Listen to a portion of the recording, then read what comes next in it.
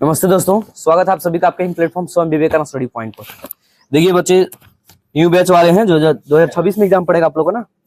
2026 batch के हैं ये लोग, जिनका बोर्ड एग्जाम 2026 में है। इनसे संस्कृत के कुछ क्वेश्चन पूछता हूँ। सबसे पहले क्वेश्चन पकड़े भी, अब जो बताने के इच्छुक होंगे वो बताएंगे, घुमाता रहेगा।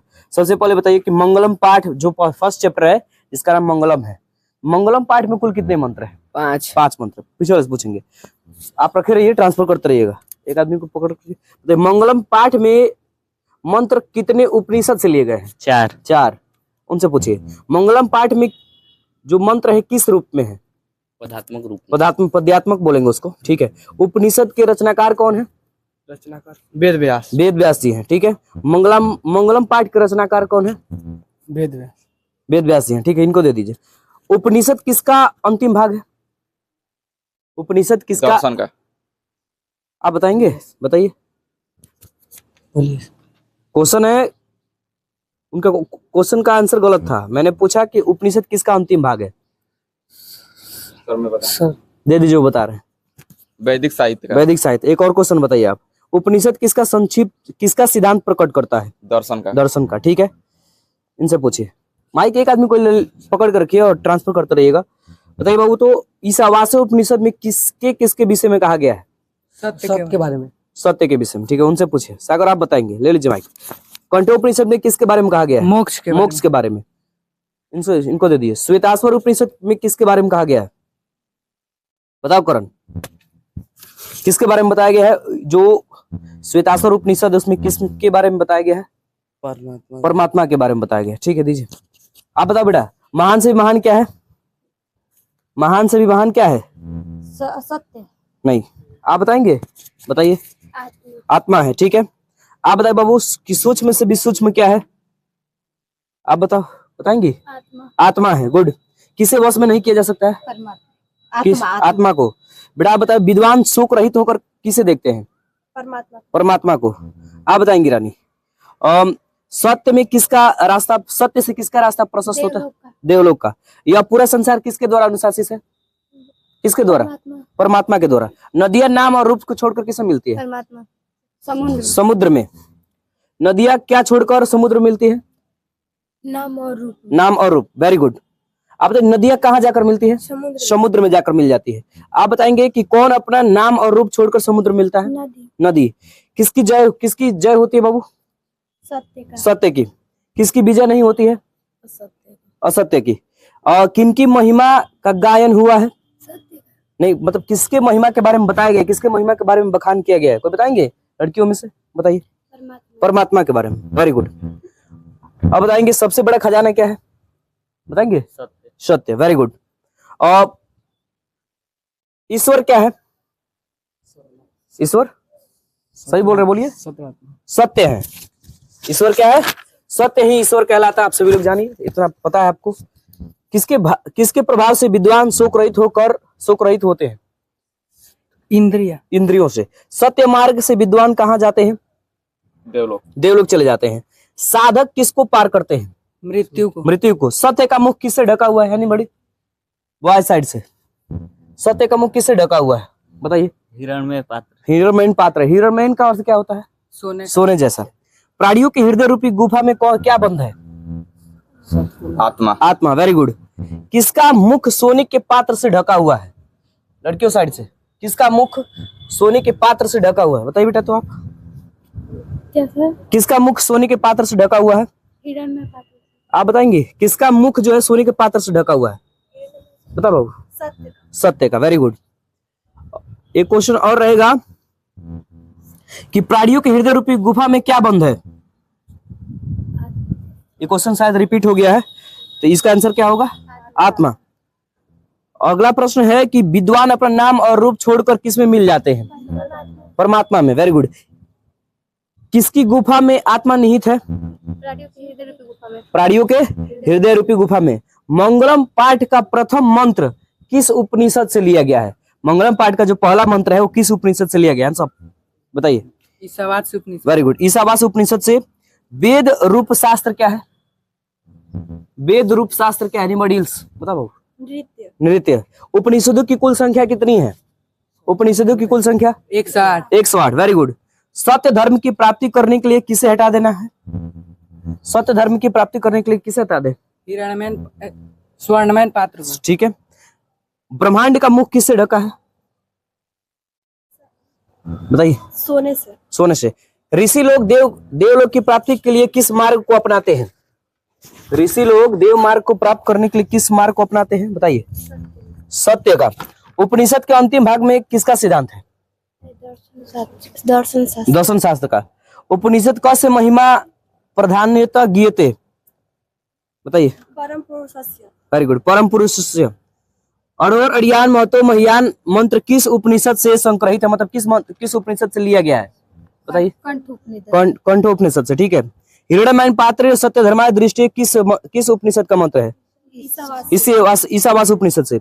वेदा मंत्र पुरुष महानतम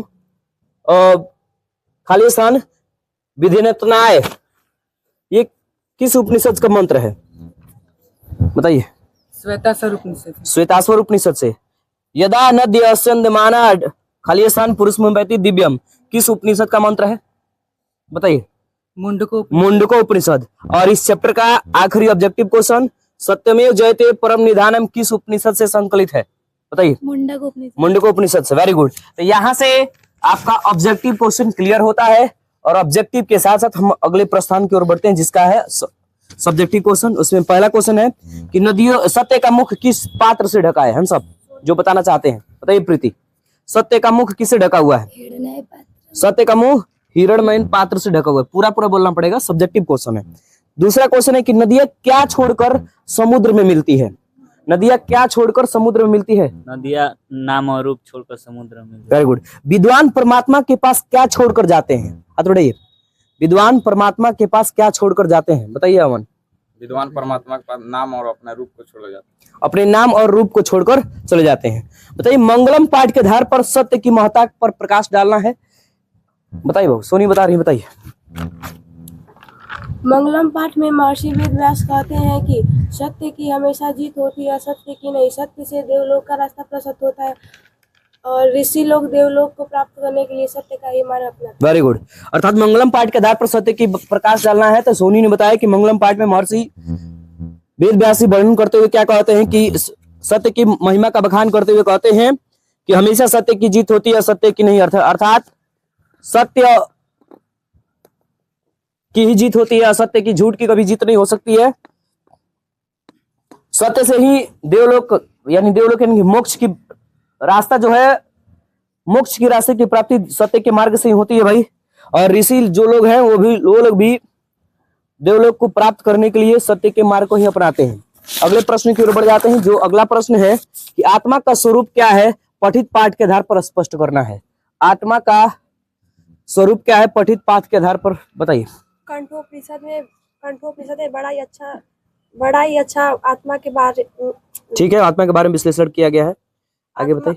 आत्मा मनुष्य के हृदय रूपी गुफा में अवस्थित है। आत्मा सूक्ष्म से भी सूक्ष्म और महान से भी महान है। इसके रहस्य को जानने वाला सत्य का खोज करता है। Very good. अर्थात आत्मा का स्वरूप के बारे में कौन से उपनिषद में? तो सबसे पहले ऑब्जेक्टिव हमने देखा कौन से उपनिषद में? कंठोपनिषद में। इसके बाद आत्मा का स्वरूप बहुत ही यानी कि कंठोपनिषद में आत्मा के बारे में बहुत ही विश्लेषण करते हुए बताया गया है। बहुत ही अच्छा प्रयास किया गया है कि आत्मा जो है मनुष्य के हृदय रूपी गुफा में निवास करती है। इसका आकार जो होता है अणु से भी सूक्ष्म होती है और यह महान से भी महान होती है। इसका रहस्य जान आत्मा का रहस्य जानने वाला ही किसका खोज करता है? सत्य का खोज करता है। चलिए अगला है मंगलम पाठ के आधार पर आत्मा की विशेषता बताना है। मंगलम पाठ के आधार पर आत्मा की विशेषता को बताना है। कोई बताएंगे? एक लड़की दो लड़की बता रही है। चलिए उनसे पूछता हूँ। बताओ बाबू आप मंगलम पाठ के आधार पर आत्मा का विशेषता बताइए। मंगलम पाठ में संकलित कंठोपनिषद में महर्षि वेद व्यास का कहना है कि आत्मा अणु से भी सूक्ष्म और महान से ही महान है, जिसे वश में नहीं किया जा सकता है। Very good. अर्थात मंगलम पाठ के आधार पर आत्मा का विश्लेषण करते हुए इसमें बताया गया क्वेश्चन का आंसर क्या है कि मंगलम पाठ से संकलित जो कंठोपनिषद है और कंठोपनिषद के मंत्र में जो महर्षि वेद व्यास जी कहते हैं कि प्राणियों के हृदय रूपी गुफा में आत्मा निवास करती है। आत्मा जो है सूक्ष्म से भी सूक्ष्म है, महान से भी महान है, लेकिन इसे बस में नहीं किया जा सकता है। यह सिद्धांत है। महान लोग संसार रूपी सागर को कैसे पार करते हैं? कोई बताएंगे? महान लोग संसार रूपी, बताइए। श्वेताश्वर में ज्ञानी और अज्ञानी लोग के बारे में कहा गया है, जिसमें महर्षि वेद व्यास कहते हैं कि ठीक है, प्रकाश, ईश्वर एक प्रकाश का पुंज है, गुड, जिसके मात्र दर्शन से सारा संसार अलौकिक होता है, और इस ज्ञानी लोग इस रहस्य को जानकर सांसारिक वासनाओं से मुक्त हो जाते हैं। इसके अलावा और कोई रास्ता नहीं है। Very good. जो महान लोग होते हैं भाई, सबसे बोला गया है कि महान लोग के बारे में चर्चा करने के लिए जो उपनिषद चैप्टर है अर्थात मंगलम पाठ का जो उपनिषद के द्वारा लिया गया, उसमें श्वेताश्वर उपनिषद में ज्ञानी और अज्ञानी के लोग के बारे में अंतर स्पष्ट करते हुए महर्षि वेद व्यास जी कहते हैं कि ईश्वर ही प्रकाश का पुंज है, अर्थात प्रकाश जो ज्ञान की प्राप्ति, जो ईश्वर है वही सत्य है, समझिएगा। उन्हीं के भव्य दर्शन से ईश्वर यानी कि जब एक आत्मा का मिलन परम पिता परमेश्वर परमात्मा में हो जाता है, तो ईश्वर को जानकर ही सांसारिक मोह माया से व्यक्ति का त्याग कर देता, वासनाओं से मुक्त हो जाता है। लेकिन ईश्वर के अलावा इस दुनिया में कोई भी सत्य को प्राप्ति करने के लिए कोई रास्ता नहीं है। नदी और विद्वान में क्या समानता है? कोई बताना चाहते तो बता सकते हैं कि नदी और विद्वान में क्या समानता है। कौन बता रही हो, बताओ। जिस प्रकार बहती हुई नदियाँ अपने नाम और रूप को छोड़कर समुद्र में मिल जाती है, उसी प्रकार विद्वान लोग अपने नाम और रूप को छोड़कर परमात्मा में मिल जाते हैं। गुड भाई, वेरी गुड। कह रहा नदी और विद्वान में क्या समानता? तो लड़की ने जवाब दिया कि जिस प्रकार बहती हुई नदियां नाम और रूप को छोड़कर समुद्र में मिल जाती है, ठीक उसी प्रकार ही विद्वान लोग भी अपने नाम और रूप का त्याग करके परमपिता परमेश्वर में क्या होते हैं? लीन हो जाते हैं, अर्थात ईश्वर में मिल जाते हैं। मंगलम पाठ का 5 वाक्यों में परिचय देना है। कौन दे रहा है? मंगलम पाठ का 5 वाक्यों में परिचय देना है, बताओ सुषमा। मंगलम पाठ में 5 मंत्र है जो कंठोपनिषद और मुंडकोपनिषद, ईशावास्योपनिषद तथा श्वेताश्वर उपनिषद से लिए गए हैं। इसमें सत्य, आत्मा और परमात्मा के बारे में चर्चा है। ठीक है। और इस पाठ से हमें, इस पाठ को पढ़ने से हमें परमात्मा के प्रति श्रद्धा उत्पन्न होती है और आध्यात्मिक खोज के मन में उत्सुकता पैदा होती है। Very good. चलिए भाई, यहाँ से एक क्वेश्चन और है, उपनिषद को आध्यात्मिक ग्रंथ क्यों कहा जाता है? उपनिषद को आध्यात्मिक ग्रंथ क्यों कहा जाता है? चलिए एक लड़की बता रही है, बताओ बेटा। उपनिषद को आध्यात्मिक ग्रंथ कहा जाता है क्योंकि यह आत्मा और परमात्मा के बारे में विस्तृत व्याख्या करता है तथा तब ईश्वर संपूर्ण संसार में शांति स्थापित करते हैं तथा सभी तपस्वियों का परम लक्ष्य परमात्मा को प्राप्त करना है। Very good. अर्थात उपनिषद को आध्यात्मिक ग्रंथ क्यों कहा जाता है? इसके पीछे सबसे बड़ा रीजन क्या है? उपनिषद को आध्यात्मिक ग्रंथ इसलिए कहा जाता है क्योंकि यह ही आत्मा और परमात्मा के संबंध के बारे में विस्तृत जानकारी देता है। पूरा संसार जो है वह परमात्मा इस पूरे संसार में शांति स्थापित करने के लिए सभी तपस्वियों का, जितने भी तपस्वी होते हैं, तपस्या करने वाले जितने भी लोग होते हैं, सभी लोगों का एक ही लक्ष्य होता है। क्या लक्ष्य है भाई? परमपिता परमेश्वर की प्राप्ति अर्थात सत्य की खोज। यहां से आपका मंगलम पाठ होता है कंप्लीट।